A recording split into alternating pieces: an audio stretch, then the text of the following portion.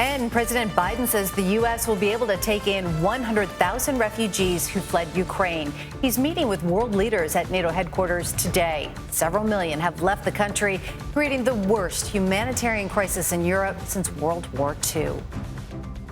Joining us now is Sophie Magennis. She is the head of policy and legal support for the United Nations High Commissioner for Refugees in Brussels. Sophie, thanks for giving us some of your time. As we know, more than 3 million refugees have fled Ukraine since the start of the Russian invasion. What actions is UNHCR taking to help them? Well, UNHCR staff are on the ground in the European countries where refugees are fleeing into from Ukraine. And our staff are working to help the governments there to provide the basic supports to refugees when they come across the border. So that means a safe place to stay, a hot meal, clothing, and medical care if medical care is needed. We're also working to provide cash assistance to the most vulnerable families. So there are some families crossing borders out of Ukraine who have no access to cash, and we are stepping in to provide cash to them in Poland. We're going to roll out a program in Romania, and we've already been developing our cash program to refugees in Moldova for some time now. So we're working in support with those states to provide the basics. We're also working to help states to provide the long-term supports as well. So access to education, housing, access to jobs, and everything the refugees will need to build new lives. And Sophie, we are a month into the conflict in Ukraine now, with still no end in sight. What are the greatest challenges or obstacles the agency is facing at this point in getting aid to the refugees?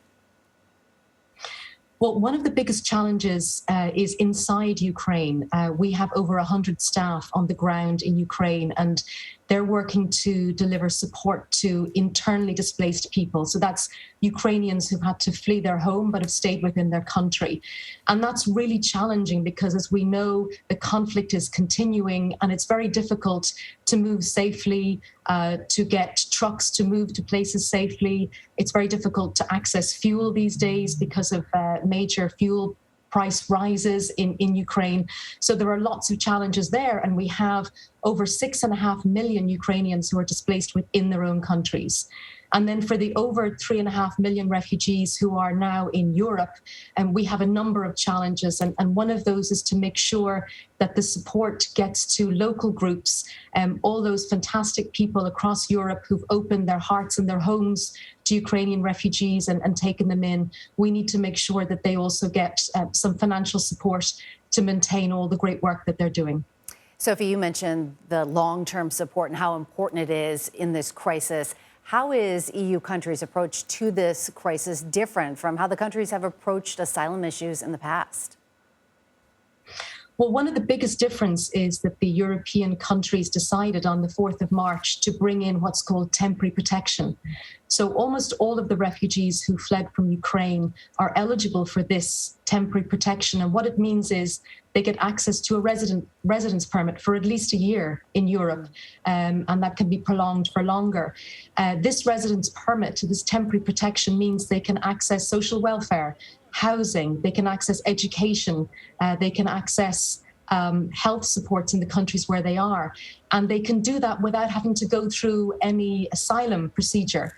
So it's a quick legal decision for these refugees, which enables them to get access to support really quickly. And we really welcome what the European countries have done and the leadership that they have provided to give this temporary protection to these refugees.